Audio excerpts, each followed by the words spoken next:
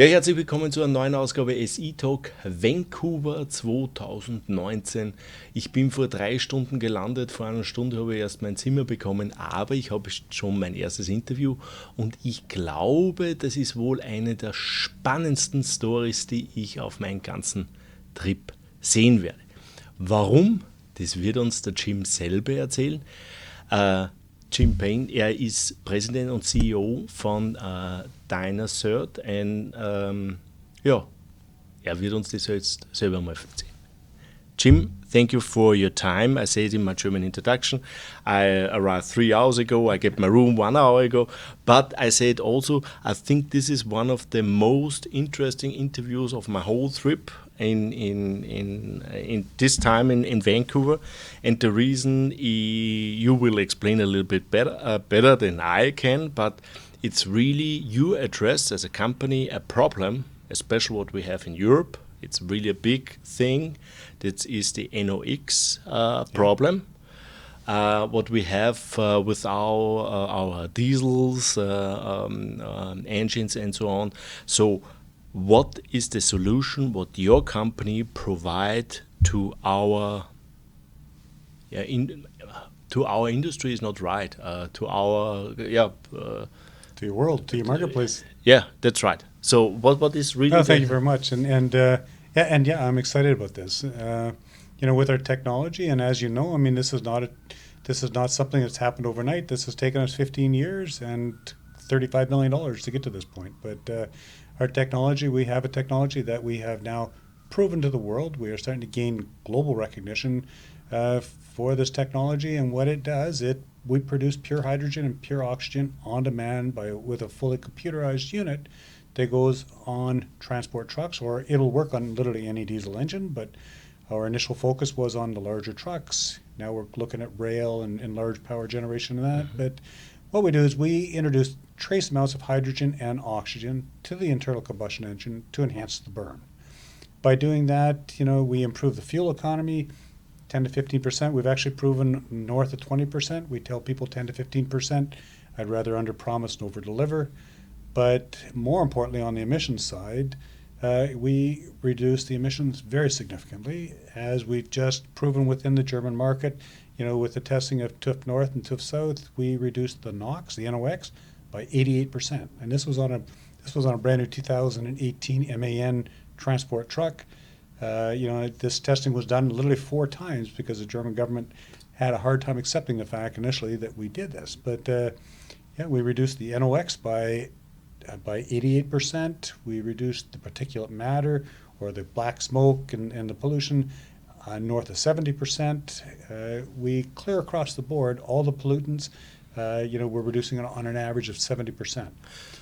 So, to summarize for me, is you make a reduction of the NOx of more than 80, 85, or 88%. That is correct. You bring down the other stuff emission at more than 70%. Correct. And you have a fuel saving of also over 10-15%. That is correct. So that's that's sounds perfect, but what are the costs? It's always a relation also to the cost. No, you're absolutely right. But the nice thing is, I mean, with the cost of our unit, I mean, we were actually talking about this in the euro dollars. I think it is big dollars or Canadian or whatever. Yeah. So in Canadian dollars, I mean, an installed unit to the end user is less than 10,000 Canadian dollars. Its payback, if it was calculated just on the 10% fuel savings, the payback is less than 1 year to the end user. Mm-hmm. Now our product actually has proven that it extends the oil life. Mm-hmm. It extends the engine life. Mm-hmm. It reduces the emissions. It reduces the DEF, the diesel exhaust fluid that is now used. It actually reduces that by 60%. Is there any yearly cost? You have to. The only thing your yearly cost is distilled water. Our unit takes distilled water, and what it does through a very unique electrolysis system, it takes distilled water and it converts it to pure hydrogen and pure oxygen We separate the gases. The gases are introduced to the intake of the engine.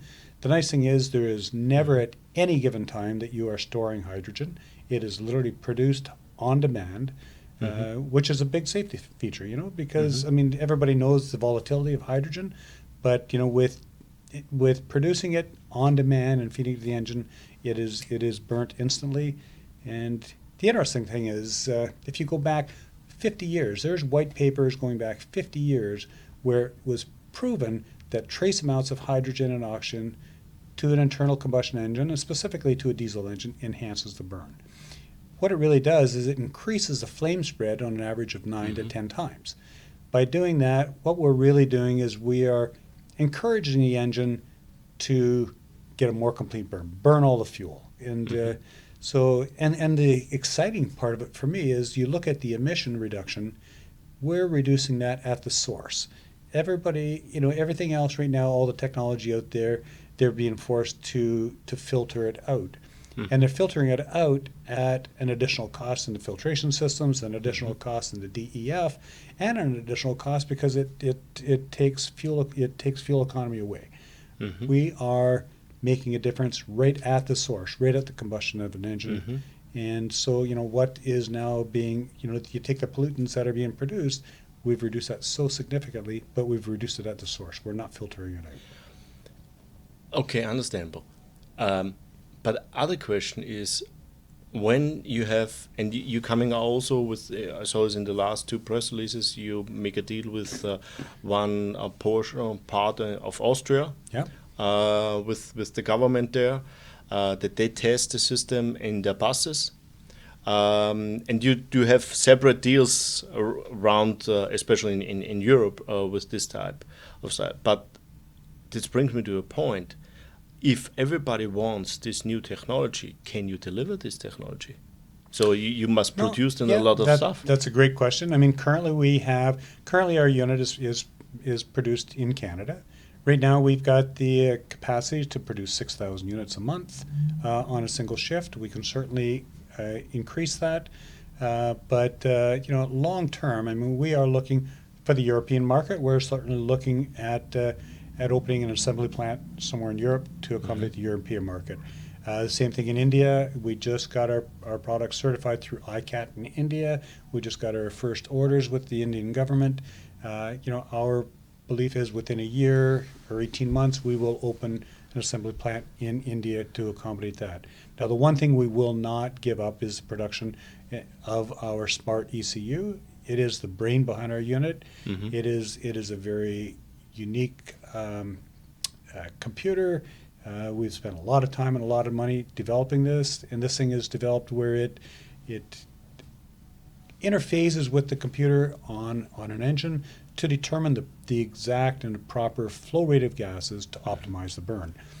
But it also tracks, monitors, and has the ability of monetizing carbon credits.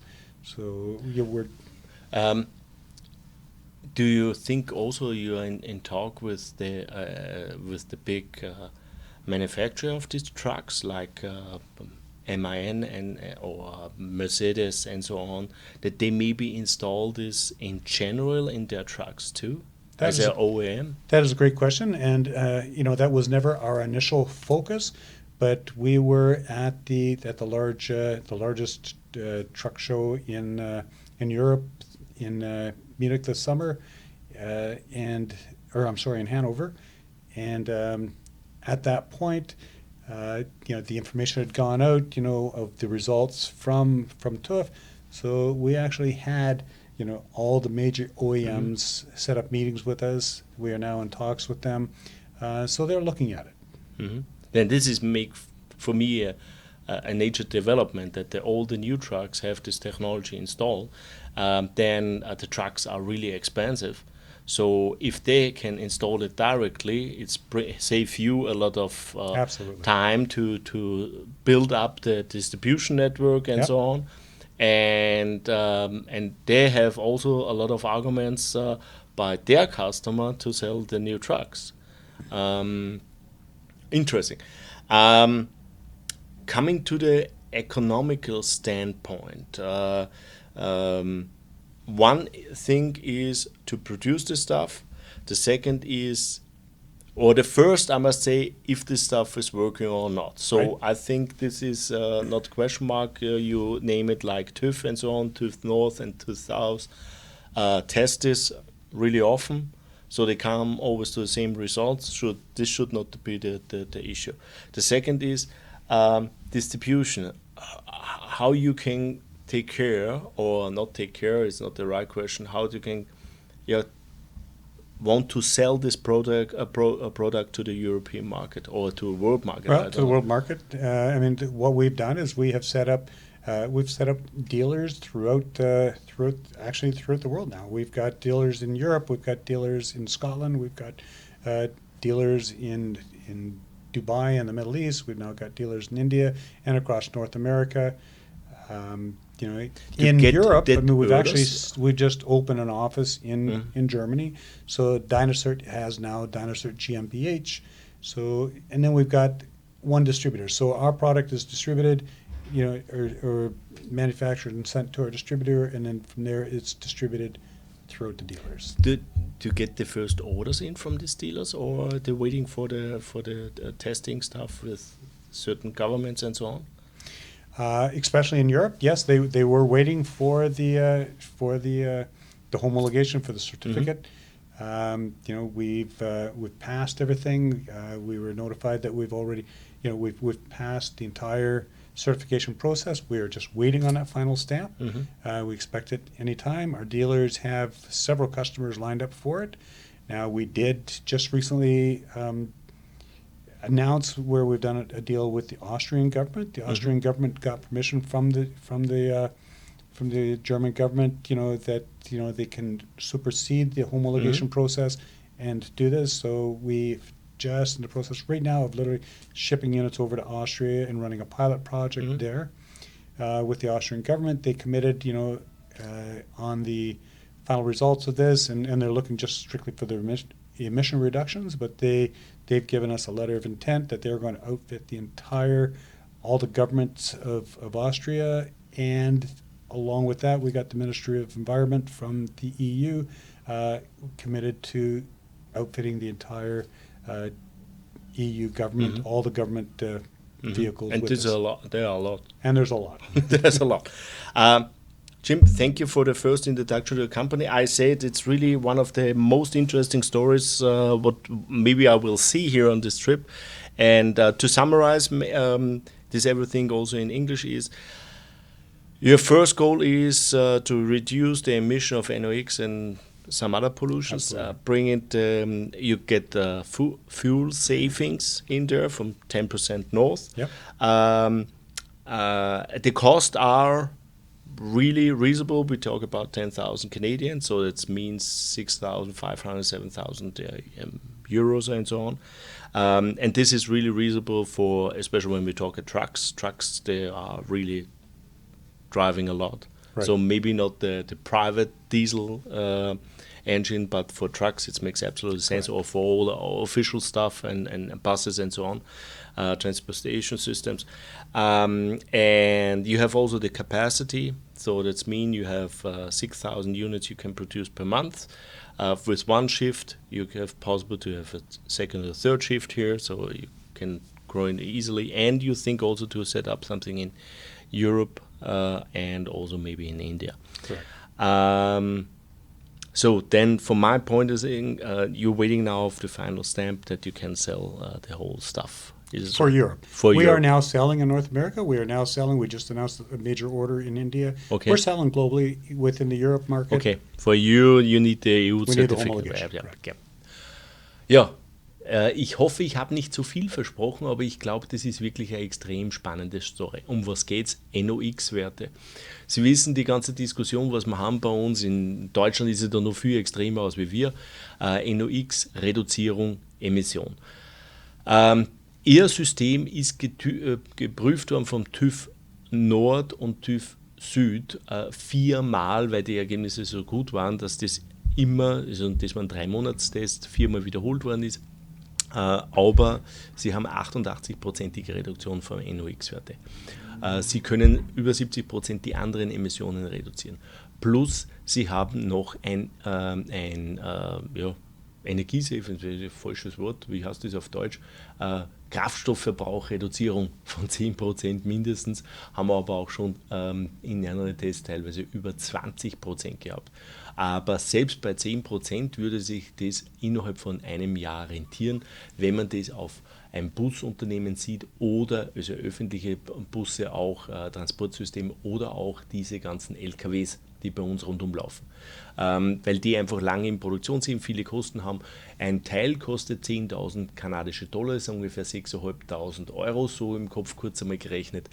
Und sie produzieren jetzt in Kanada 6.000 Einheiten pro Monat in einer Schicht. Die können das sehr schnell auf 3 Schichten auffahren, dann haben sie 18.000 Einheiten und sie überlegen natürlich in Europa eine eigene Produktionsstätte hochzuziehen und auch in Indien, weil in Indien haben sie auch jetzt gerade eine große Order reinbekommen.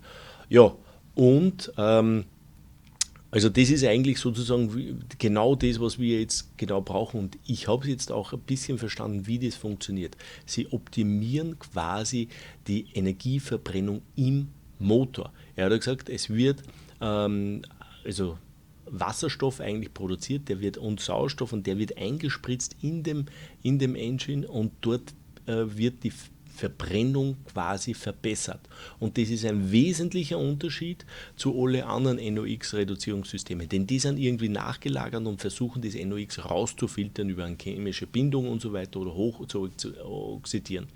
Das passiert dort nicht. Es wird an der Quelle sozusagen der NOx eigentlich vermieden. Es wird gar nicht produziert, das NOx, und deswegen ist das eigentlich eine extrem spannende Lösung. Sie haben einen Deal in Österreich mit Kärnten und auch mit der Bundesregierung. Dort wird im Jänner die ersten Tests vollzogen. Wenn die dementsprechend erfolgreich werden, wird das dann teilweise in ganz Österreich ausgerollt. Was fehlt jetzt noch in Europa? Sie brauchen natürlich, wie es bei uns in Europa immer ist, irgendeinen Stempel drauf. Es reicht nicht, dass das natürlich jetzt getestet ist, zertifiziert ist und funktioniert. Nein, wir brauchen natürlich einen Stempel. Den Stempel werden sie hoffentlich bald bekommen. Wie er sagt, kann jederzeit soweit sein. Und dann wird der Verkauf in Europa auch gestartet. Wie wollen sie den Verkauf machen? Nämlich über Dealers, was heißt Dealers? Also mit Vertriebshändlern quasi, nicht nur Händler, sondern auch Werkstätten quasi, die dann das Teil gleich reinbauen. Ich habe mir in einem Vorgespräch gesagt, das dauert ungefähr 4 Stunden, so ein Einbau. Und bis auf destilliertes Wasser muss man nichts beifügen, dann läuft es. Und das ist eigentlich eine Wahnsinnsentwicklung. Wenn das Teil funktioniert, also funktionieren tut es, der TÜV Nord und TÜV Süd hat das auch geprüft und die anderen Orders beweisen das auch, aber wenn sie das Ding ist, dann könnte das eine riesen gigantische Sache werden. Sorry, I forget one question. Yes. Shareholder structure. Yes. How's the shareholder structure looks like and who are the biggest shareholders? There is roughly 270 million shares outstanding, but I can tell you, I can count on my 2 hands, within 10, 12 phone calls, it represents between 65 and 70% of the shares. My family, myself and my family, we are the largest shareholder, or certainly one of the largest of the 10 shareholders that control that amount of shares. So, I mean, it is fairly tightly held, but at the same time, I mean, there's a fair amount of shares out there. Okay. Also 270 Millionen Aktien sind ungefähr draußen. Allerdings hat er gesagt, er kann an beiden Händen quasi 60-70% abziehen. Das heißt, ungefähr von 10, 12 Aktionärsgruppen haben 60-70% der Aktien und er selber und seine Familie zählen zu den größten Aktionären dieser Gruppe. Also er sagt, wir haben zwar viele Aktien draußen, aber trotzdem sind wir eigentlich eine sehr schlanke Aktionärstruktur. Also ich finde die Story extrem spannend. Schauen Sie sich das an. Wenn das wirklich so hinhaut, wie es ist, könnte das eine unglaubliche Story werden. Das war's aus Vancouver 2019. Tschüss und Baba. Thank you. Thank you. It was a pleasure.